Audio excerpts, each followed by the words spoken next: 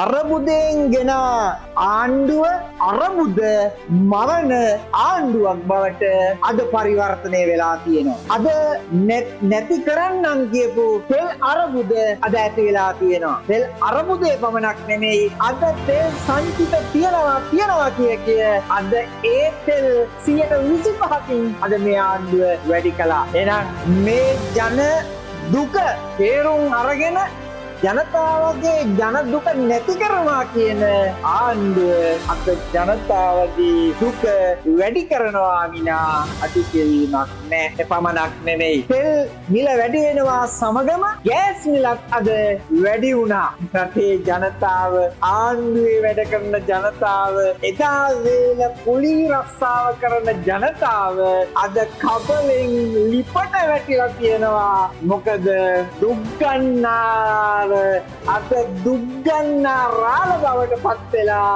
අද මුවා වෙන්න ගහකොත් නැති වෙලා තියෙනවා අපේ ජනාධිපති සමග අපේ ඒ ගෝලයෝ 159ට. එතකොට මේක ජනතාව අද තමන්ටම කලකිරිලා අද දුන්න ජනතාවටම විශ්සෝපදිදී මෙහෙ යනවා. මේක අද තේරුම් ගත යුතුයි. එහෙමනම් අද ජනතාවට තේරුම් ගියා මොකක්ද මේක වයිම වගේ ආවට වයිමට බෑ කියන එක අද ජනතාව තේරුම් ගන්න තියෙනවා. එහෙනම් අපි තේරුම් ගන්න ඕනි මේ සමාජය මොනතරම් කූර කළාද මොනතරම් දේශ කළාද මේ දේශීය වෛරය වපුරලා තමයි අද ජනාධිපතිතුමා ආවේ. එහෙනම් ජනාධිපතිතුමාගේ එදා දුන්න වොයිස් කට් එකක් අද මම ඔබතුමාට සමාජගත කරනවා. ඒකින් ඉහළ යාම. දැන් තෙල් විශාල ලෙස නේද දිකලා තිබෙනවා. ඒ නිසා කරු කතානායකතුමා මේ කරා අපේ රටේ ආර්ථිකයේ ඉතාමත් බරපතල අන්තරාකාරී තත්ත්වයක තිබෙන්නේ.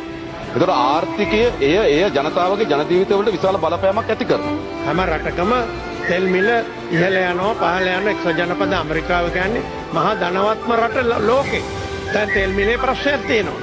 රුසියාවේ රුසියන් තෙල් මිලේ ප්‍රශ්නයක් තියෙනවා. මේ අර්බුදය අපි කියනවා ලංකාවට ඕන අර්බුදයක් නෙමෙයි. මේ අර්බුදය ලෝක අර්බුදයක් වෙන්න පුළුවන්.